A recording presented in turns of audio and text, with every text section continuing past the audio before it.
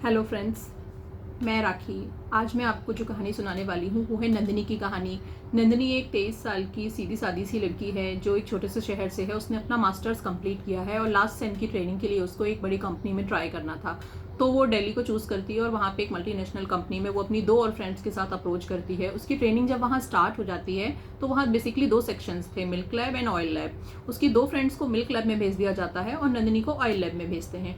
Oil lab जो है वो कंपनी के काफ़ी पीछे की साइड में थी, वहाँ पे ज़्यादा लोगों का मूवमेंट नहीं रहता था बिकॉज वो कंपनी का जो मेन प्रोडक्ट था वो मिल्क प्रोडक्ट्स ही था। ऑयल टेस्टिंग भी होती थी जिसके लिए वो काफ़ी पीछे बनाई गई थी। जब वो वहाँ पे जाती है तो उसको कोई दिखता नहीं है। थोड़ा अंदर जाने पर वो देखती है कि वहाँ पे एक 50-55 साल के एक सर दिखाई देते हैं। उसको लगता है कि यही हेड ऑफ़ द डिपार्टमेंट है। उनके साथ एक और उनके असिस्टेंट सर भी थे। तो नंदिनी अंदर जाती है, उसका इंट्रो होता है और बेसिक फॉर्मेलिटीज़ हो जाती हैं। उसके बाद उसको बोलते हैं कि आज आप सारे इक्विपमेंट्स देख लो और प्रोडक्ट्स देख लो, नेक्स्ट डे से हम ट्रेनिंग स्टार्ट करेंगे। नेक्स्ट डे जब नंदिनी वापस आती है लैब में तो थोड़ी देर के लिए तो जब वो अपना बैग्स और नॉर्मल होती है तो उसके बाद फिर जो असिस्टेंट सर थे वो सैम्पलिंग के लिए वापस चले जाते हैं, प्लांट में चले जाते हैं। नंदिनी वहाँ अकेली होती है। उसकी जो हेड ऑफ द डिपार्टमेंट है वो उसके पास आते हैं, उसको ट्रेनिंग के लिए सारे इक्विपमेंट्स बताते हैं और सिखाते हैं कैसे ट्रेनिंग में क्या क्या करना है, कौन सी टेस्टिंग करनी है, कैसे करनी है। जनरली ऐसे ही उसके पास खड़े होके, क्योंकि 2 ही लोग थे, उसके अलावा कोई और नहीं था वहाँ पे, सिर्फ अकेली नंदिनी ही थी जो ट्रेनिंग कर रही थी। तो उसके पास खड़े होके उसको बताते हैं सारी चीज़ों को। तो नंदिनी को थोड़ा नॉर्मल लगा, कुछ अजीब नहीं लगा। नेक्स्ट डे फिर जब वो फिर ट्रेनिंग के लिए आई है तो वो उसके पास आके उसको बताते हैं और फिर चले जाते हैं। जब नंदिनी टेस्टिंग कर रही होती है तो वो उसके पास आते हैं और उसके जस्ट पीछे खड़े हो जाते हैं। उसके बैक पे खड़े होकर उसके शोल्डर के ऊपर हाथ रखते हैं, फिर कहते हैं बताओ तुम कैसे कर रही हो, ये ऐसे ऐसे करके बात करने लगते हैं।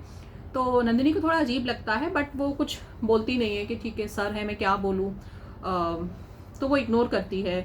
इसके बाद एक बार तो वो इग्नोर कर देती है, लेकिन फिर जब डेली उसको आना है, अभी तो 10 डेज तक उसकी ट्रेनिंग चलेगी, तो फिर जब वो नेक्स्ट डे फिर आती है तो सेम उनकी एक्टिविटीज़ होती हैं, ऐसे शोल्डर पे हाथ रखना, पास में अपना पूरा हैंड रब करना, टच करना। उनके लिए बहुत नॉर्मल सी बात थी बट नंदिनी को ये सब बिल्कुल अच्छा नहीं लग रहा था।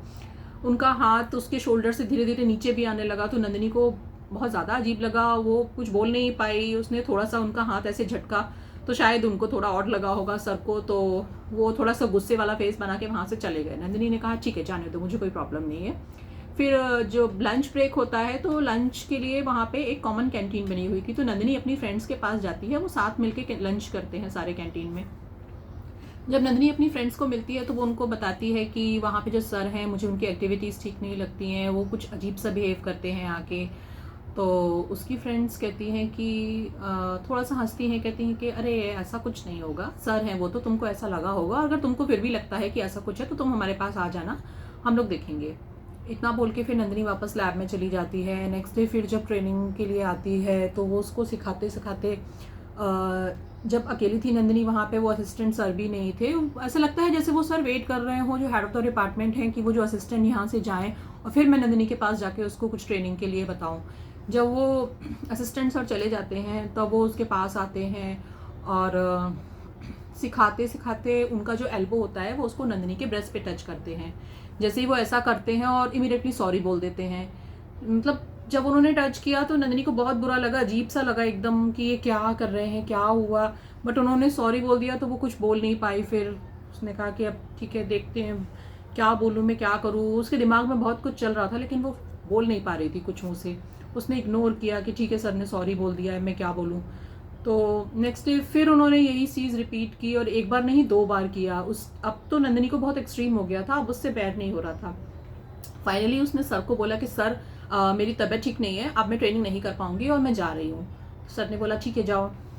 वापस वो मेरी क्लब में अपनी फ्रेंड्स के पास आती है और उनको सारी बात बताती है। उसकी आंखों में आंसू होते हैं, मतलब इतना ज़्यादा वो परेशान दुखी होती है, आंखों में आंसू भर के अपनी फ्रेंड्स को जब ये सब बताती है। तो उसकी फ्रेंड्स भी बोलती हैं कि ठीक है नंदिनी कोई बात नहीं, तुम वहाँ वापस मत जाओ, तुम यहीं पे ट्रेनिंग कर लो हमारे साथ में। और हम अपने सर से बात करते हैं, सीनियर सर से बात करते हैं। तो वो तीनों वहाँ सर से बात करती हैं, उनको रीज़न तो नहीं बताती हैं बट वो कहती हैं कि नंदिनी को वहाँ ट्रेनिंग नहीं करनी है, आप किसी और को भेज दीजिए। तो वो किसी और को भेज देते हैं वहाँ ट्रेनिंग के लिए। तो नेक्स्ट डे जब नंदिनी आती है ट्रेनिंग के लिए तो जिस लड़की को उसकी जगह भेजा गया था वो अगले दिन उससे पूछती है उसको था कि मतलब ये सब सिर्फ मेरे साथ ही हो रहा है या इनकी आदत ही है, ये सभी के साथ ऐसे ही करते हैं। तो उसने उस लड़की से पूछा कि क्या हुआ, तुम्हारी ट्रेनिंग कैसी थी, उन्होंने कुछ मिसबिहेव तो नहीं किया। तो वो हंसती है, वो लड़की कहती है कि अरे यार, कोई थोड़ा सा टच कर लेगा तो उससे क्या फ़र्क पड़ता है, किसी के हाथ लगाने से हमें कौन सा पूरी लाइफ वहाँ निकालनी है।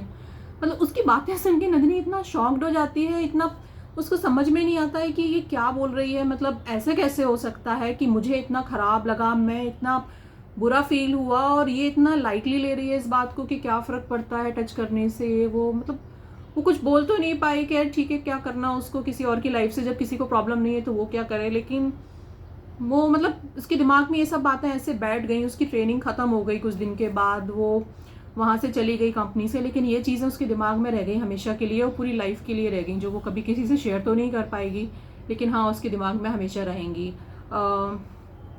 मुझे लगता है कि ऐसा होना कोई बहुत बड़ी बात नहीं है, ऐसा होता है, कई बार होता है ऐसा। बट हमको बोलना चाहिए, जब तक हम बोलेंगे नहीं तब तक कोई कुछ नहीं करेगा और ये सब आगे कंटिन्यू चलता रहेगा। आपको क्या लगता है कि नंदिनी ने जो किया वो ठीक था या उसकी फ्रेंड जो सोच रही थी वो ठीक था, उसका कहना क्या ठीक था? प्लीज़ अपनी राय बताइए। Thank you.